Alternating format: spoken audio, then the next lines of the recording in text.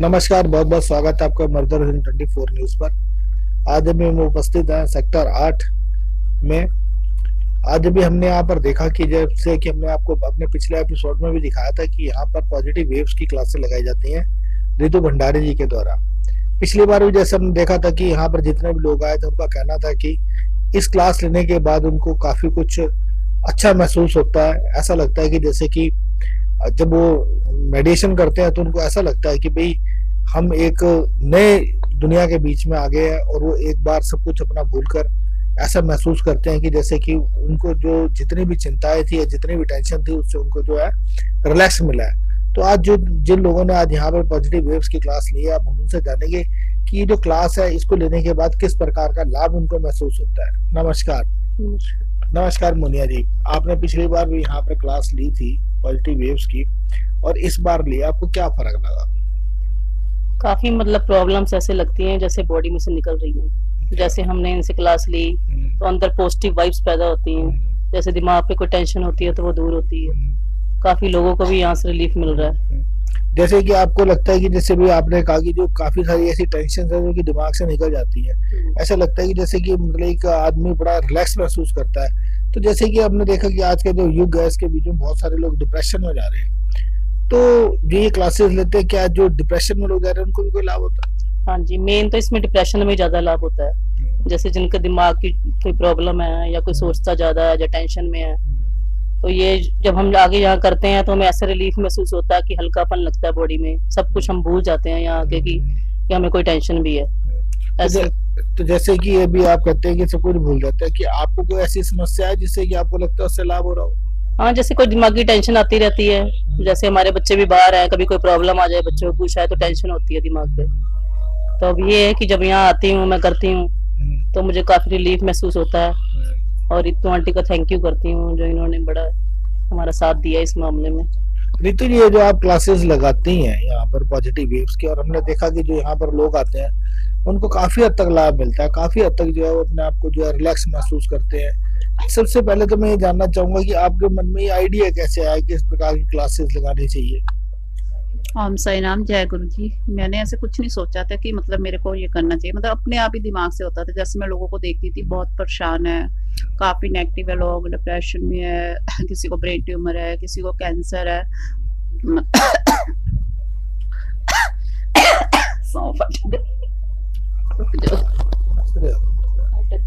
में क्या कहा मत ना यार। मतलब काफी लोग मतलब जैसे परेशान है, तो इसलिए मेरे दिमाग में आया कि शायद मैं उनको मतलब ये क्लासों से ठीक हो सकते हैं, और काफी लोग ठीक भी हो गए। ये आपकी क्लासेस रहते हैं रितु जी, ये आप यहाँ पर फ्री ऑफ कॉस्ट करते हैं या इसके लिए कुछ चार्जेस भी है? अभी हम बिल्कुल फ्री ऑफ कॉस्ट कर रहे हैं, बट हमने सोचा कि आगे हम इसके 100 रुपीज एक क्लास के लेंगे। वो भी किस लिए कि जैसे हम सत्संग वगैरह करते हैं, मतलब ये डिसेबल गौशाला वगैरह, ऐसे वो पैसे हम वहाँ पे देंगे। तो मतलब ये आपका कहना है कि जो आप इससे जो इनकम जनरेट करेंगे वो आप अपने पर ना लगाकर जैसे गौशाला के बीच में आप दान करेंगे, या जो लोग ऐसे हैं जो डिसेबल है, जो ब्लाइंड है, जो कुछ नहीं कर पाते, उन पे खर्च करेंगे? हाँ जी, बिल्कुल ऐसे ही करेंगे। जैसे डिसेबल लोग होते हैं, ब्लाइंड होते हैं, गौशाला में करेंगे। और जैसे कोई भी जैसे नीडी होता है, जैसे किसी की शादी करवा दी, मतलब ऐसे ही ये पैसे हम उस पे करेंगे, अपने पे खर्च नहीं करेंगे। जैसे कि मैडम अभी इन्होंने कहा कि अब जो पहले तो ये क्लासेस जो थी यहाँ पे बिल्कुल फ्री ऑफ कॉस्ट थी, अब ये 100 रुपए अगले बार से जो चार्ज करने लगेंगे, नेक्स्ट टाइम से जो लेने लगेंगे, तो क्या ये जो पैसे लेना ये जायज है? हाँ, अगर इतने में इतना रिलीफ लोगों को मिल रहा है तो इतने पैसों में भी कोई दिक्कत नहीं है करने में। बंदा 100 रुपया आजकल कुछ भी नहीं है बंदा के लिए, तो बंदा आराम से कर सकता है। अपने शरीर के लिए इतना तो कर ही सकता है बंदा। पर फिर इससे लोगों का भला भी होगा कि लोगों के जो दान पुण्य में लगेंगे, ये सारे पैसे जो हम देंगे इनको यहाँ पे इकट्ठा होगा, जो भी इससे काफी लोगों का भला होगा और हमें भी पुण्य मिलेगा इसका। अगर कोई नहीं भी दे सकता, जैसे बहुत जैसे होते हैं, तो उनसे हम नहीं भी लेंगे। अगर जो दे सकता है उनसे हम चार्ज करेंगे, और जो नहीं दे सकता तो उनसे नहीं लेंगे।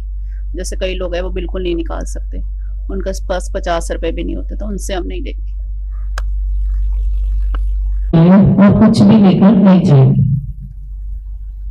सबकी पैसा किसको लाना है? आपको आपको इसी को नहीं आता गीता साहब? क्यों व्यर्थ चिंता करते हो, किससे डरते हो, कौन तुम्हें मार सकता है? आत्मा न पैदा होती है न मरती है। जो हुआ वो अच्छा हुआ, जो हो रहा है वो अच्छा हो रहा है, जो होगा वो भी अच्छा होगा। तुम भूत का पश्चाताप ना करो, भविष्य की चिंता ना करो, वर्तमान चल रहा है। तुम्हारा क्या ज्ञान जो तुम रोते हो, तो तुम्हारा क्या ज्ञान जो तुम रोते हो? तुम क्या लाए थे जो तुमने खो दिया? तुमने क्या पैदा किया था जो नाश हो गया? ना तुम कुछ लेकर आए, ना तुम कुछ लेकर जाओगे। जो लिया यही भगवान से लिया, यही पर दिया। खाली हाथ आए, खाली हाथ चले। जो आज तुम्हारा है कल किसी और का था, परसों किसी और का होगा। तुम इसे अपना समझकर नहीं हो रहे हो, बस यही प्रसन्नता तुम्हारे दुखों का कारण है। परिवर्तन ही संसार का नियम, जिसे तुम मृत्यु समझते हो वही तो जीवन है। एक क्षण में तुम करोड़ों के स्वामी बनते हो, दूसरे ही क्षण में तुम बेंदर हो जाते हो। नया तेरा छोटा बड़ा अपना पराया मन से मिटा दो, विचार से हटा दो, फिर सब तुम्हारा है, तुम सबके हो। ना ये शरीर तुम्हारा है, ना तुम इस शरीर के हो।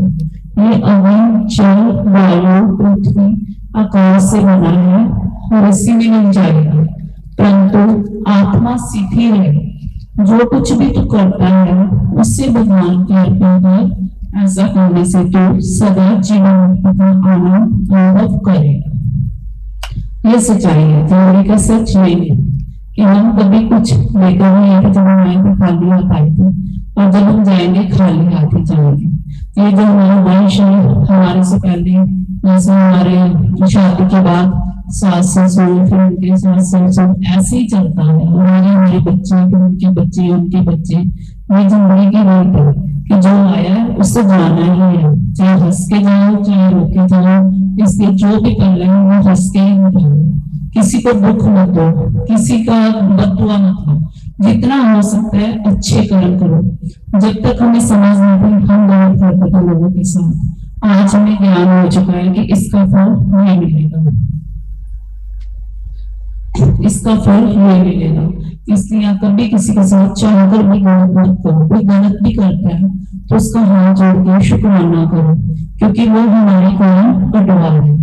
ये तो सब किताबों में लिखा हुआ है कि कोई गलत करता है तो हमारे कर्म कटते हैं, कोई हमें गलत बोलता है तो हमारे कर्म कटते हैं। इस बात को दिमाग में बिठा लो कि जो हमारे कर्म कटवा रहे हैं उसका दिन रात सबसे ज्यादा उसी का शुक्राना करो। और हम लोग तो आगे बहस करते हैं, दोबारा बेटा ही हमारे कर्म कटवाता है। कई बार वो गलत करता है तो हम कहते हैं मेरे बेटे ने ऐसे करा मेरे साथ, तो वो हमारे पिछले जन्म के कहीं ना कहीं कर्ज है और हम उसको दे रहे हैं। तो बच्चे क्या करते हैं, बहुत पैसे देते हैं, माँ बाप को बर्बाद करते हैं। माँ बाप को बर्बाद नहीं कर रहे, पिछले जन्म का कर्ज चुका रहे हैं। जब हमें इन बातों का ज्ञान हो जाएगा तो हम बहुत आगे बढ़ जाएंगे, हमारी सोच ही अलग हो जाएगी। और हमेशा अपने माँ बाप को, जिसने जन्म दिया, अपने माँ बाप दादा दादी, किसको पता अपने परदादा का नाम? पता पता दादा का पता, आपको पता परदादा का? आपको आपको दादा का पता, और किसी को अपने परदादा तक का नाम है तो तीसरी पीढ़ी है सोचा। तो हमेशा ये चीजें अपने परदादा तक तो नाम याद रखो। आपको पता है?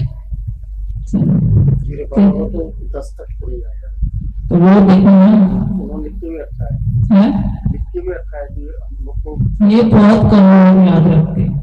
जब गए थे यहाँ पे गंगा जी श्राद्ध करवा रहे थे तो वो पंडित जी बहुत क्या फील हुआ आपको? मुझे बहुत अच्छा फील हुआ, मुझे बहुत अच्छा फील हुआ क्लास लेके। मुझे दिखा तो कुछ भी नहीं, बट ध्यान लगाने से काफी अच्छा फील हुआ।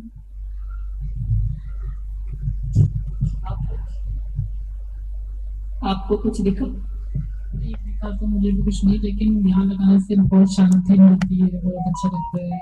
मन करता है थोड़ी देर ऐसे बैठे, अच्छा लगता है। आपको हाँ, जब आप लाइट्स की बात कर रहे थे तब जो लेफ्ट राइट आपने बोली, आपके बोलने से पहले वो आ गए थे। तो वो लोग जब हम बैठते हैं ध्यान में, एक तो हमारी पूरी बॉडी एकदम हल्की हो जाती है, हार्ट प्रॉब्लम गायब, ये कुछ फील ही नहीं होता। लेकिन जो वो भगवान की लाइट मिलती है तो वो लाइट वाली बात रियल में सामने आती है। Thank you. आपको आंटी, आपने तो शायद पहली बार लिया ना? ऐसे ही लगा था ये चीज हाथ से मुंह से लिया था। आपको, आपने भी पहली बार लिया है? कर रहा था तो भटक रहा था ध्यान जो है, बाहरी चीजें याद ध्यान आ रही, बाहरी चीजें दिमाग में आ रही, थोड़ा हल्का हुआ कुछ तो फर्क पड़ा। कोई नहीं, हो जाएगा धीरे धीरे। आपने तो लेना। आप सबसे ज्यादा प्यार किसको करते? Mummy papa. आप? अपनी मम्मी पापा को करते हैं। मैं अपनी मम्मी और बेटी को। मैं अपनी मम्मी, नानी और दोस्त से। मैं सबसे ज्यादा अपने आप से प्यार करती हूँ।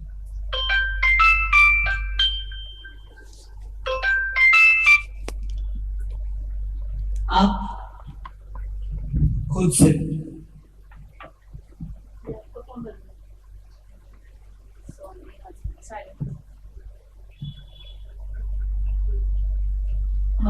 सब कोई कह रहा है मैं अपने मम्मी पापा से प्यार करता हूँ, कोई कह रहा है मैं खुद से प्यार करता हूँ, और आपने किसको बोला? बेटी से? मतलब इसमें से आपने खुद से ना? आधे आंसर ठीक है और आधे गलत है, क्योंकि किसी ने नहीं ये कहा कि मैं अपने दादा दादी से प्यार करता हूँ। जो जिन लोगों ने हमें जन्म दिया, माँ बाप से प्यार करता हूँ। आपने भी क्या बोला? काली माता को और गुरु जी को। वो हमारी जिंदगी में बाद में आए हैं, पहले बॉडी पूरी अपनी हल्की हल्की करने के बाद और वाइब्रेशन से होने से बॉडी में, जैसे आप कह रहे थे कि परमात्मा आपके पास खड़े हैं और आपको ब्लेस कर रहे हैं, तो इससे हल्कापन लगने लग गया बॉडी में, जैसे कोई टेंशन हो तो दूर होती है वो तरह से। काफी अच्छा फील हुआ करके। Thank you aunty.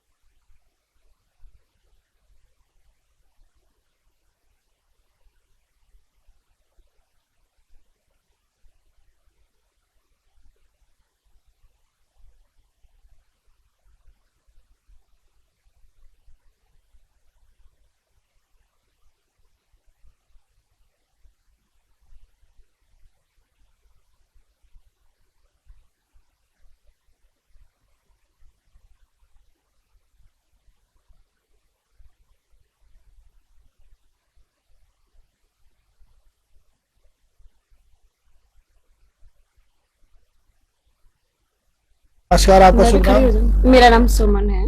Suman ji, अभी जैसे आपने पॉजिटिव वेव्स की यहाँ पे क्लासेस ली, हाँ जी। जैसे कि यहाँ पर कहना है कि भाई जो भी ये क्लासेस लेता है उसको काफी ज्यादा रिलैक्स महसूस होता है। हाँ जी। जब आप मेडिटेशन में जाते हैं, ध्यान लगाते हैं, तो ध्यान लगाने पर जैसे कि अभी रितु भंडारी जी पूछ रही थी कि क्या आपको महसूस होता है, क्या दिखता है, हाँ जी। तो कुछ ऐसा महसूस होता है कि जो आपको अलग से लगता हो। मतलब जैसे कि सभी को यह कहना है कि शांति मिलती है, वो तो नेचुरल है कि आप मेडिटेशन करेंगे तो शांति तो मिलेगी, लेकिन उसके अलावा आपको कुछ ऐसा महसूस हुआ जो बिल्कुल अलग हो? हाँ जी, ऐसा होता है कि जब हम मेडिटेशन करते हैं तो हमारी पूरी बॉडी जो होती है वो एक जो मूवमेंट वाली होती है वो एकदम स्थिर हो जाती है। उसमें क्या होता है कि हमारी बॉडी में अगर कहीं पर भी कोई ब्लॉकेज या कोई परेशानी होती है वो एकदम से गायब हो जाती है। और दूसरा, इन्होंने बात करी थी कि भगवान हमारे सामने खड़े हैं, आप उनको याद कीजिए और आपके ऊपर वो लाइट डाल रहे हैं, तो उस टाइम पे सचमुच मेरे को ऐसे लगा था कि जैसे सामने मेरे भगवान खड़े हैं और मुझ पे रेड कलर की लाइट पड़ रही है। वो रेड कलर की लाइट सचमुच हमारे ऊपर जब पड़ती है भगवान की दी, तो उस टाइम हमारी बॉडी एकदम से पंख की तरह हल्की फुल्की हो जाती है। Thank you.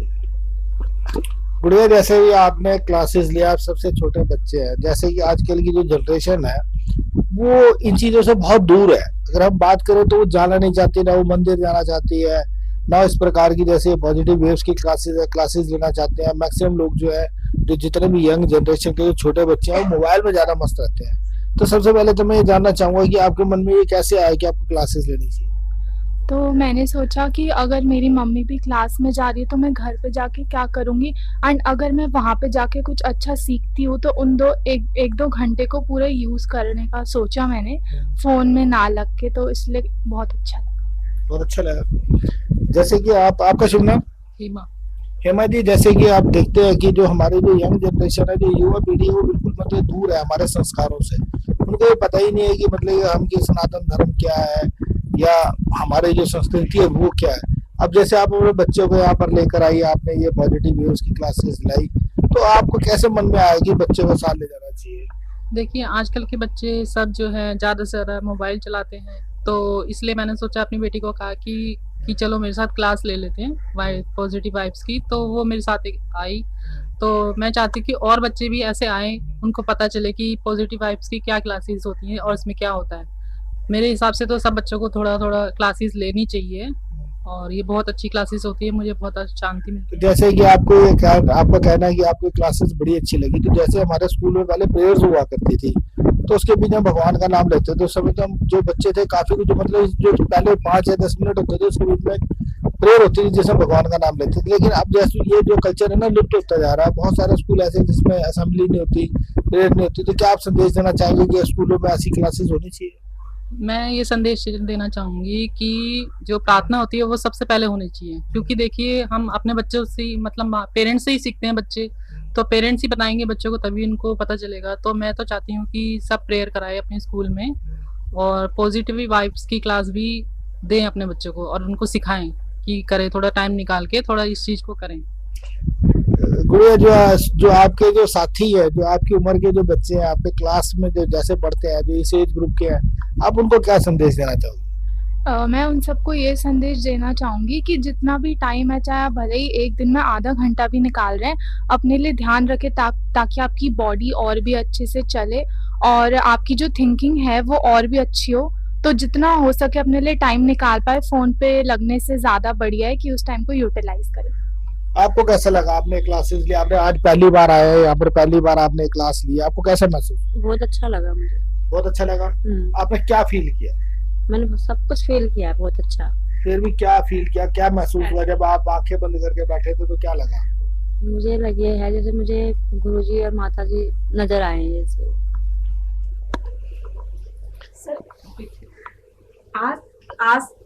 आज कल की जो सर, आपका शुभ नाम? राजेश कुमार। राजेश जी, जैसे अभी आपने क्लासेस लिया, यहाँ पर पहली बार आप आए हैं, तो आपको कोई ऐसी कोई समस्या थी जिसकी वजह से आप इसकी और अट्रैक्ट हुए कि आपको इस प्रकार की क्लास लेनी चाहिए थी, या आपको वैसे ही आए आप अपनी मर्जी से? नहीं, मुझे डिप्रेशन की समस्या है, तो उसकी टेबलेट खाता हूँ मैं डेली सुबह। तो उसकी वजह से मेरी ऋतु जी से बात हुई, तो क्लासेस के लिए आज मैं फर्स्ट टाइम आया हूँ। तो उसे ध्यान लगाना तो अच्छी बात है, तो ध्यान नहीं लग पा रहा था अभी, तो उसे बाहर की चीजें दिखाई दे रही थी, लेकिन ये कि अगर इसकी हैबिट डालेंगे तो अच्छा होगा। कुछ आपको हल्का लगा, हल्कापन महसूस हुआ? मतलब हल्कापन तो महसूस हुआ। कहते जैसे वैसे भी कहते हैं कि जब डिप्रेशन की समस्या होती है, जब हम अकेलेपन में अकेले रहते हैं तो ज्यादा महसूस होती है, और जब हम किसी फंक्शन में चले जाते हैं या कैसे भी, जैसे भी आप पॉजिटिव वेव्स की क्लासेस ले रहे हैं, तो इसमें जाने से जो है हमें निश्चित रूप से लाभ मिलता है। तो आपको क्या लगा कि जैसे जो लोग हैं उनको इस प्रकार के जैसे जो फंक्शन होते हैं, धार्मिक फंक्शन कह लो, आप इस प्रकार की क्लासेस कह लो, या और किसी प्रकार के जो फंक्शन होते हैं उनमें जाना चाहिए, जिससे कि अपने डिप्रेशन को दूर कर सके? हाँ, डिप्रेशन के पेशेंट को अधिकांश समाज के बीच में, परिवार के बीच में रहना चाहिए, अकेले तो रहना नहीं चाहिए उसको। तो इस तरह की क्लासेज लेना है और ध्यान लगाना तो बहुत अच्छी बात है। धन्यवाद। Thank you.